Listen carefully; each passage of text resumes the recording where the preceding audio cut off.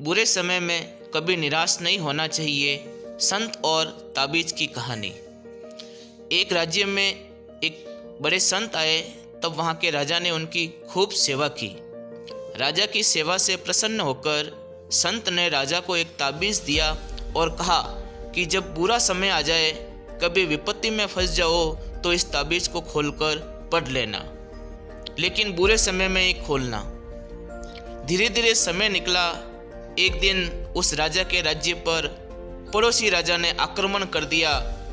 दुश्मन सेना अत्यधिक होने के कारण वह राजा हार गया और अपनी जान बचाकर वहां से एक गुफा में जाकर छिप गया। जब वह गुफा में जाकर छिपा तो उसने देखा कि किसी के कदमों की आवाज़ आ रही थी।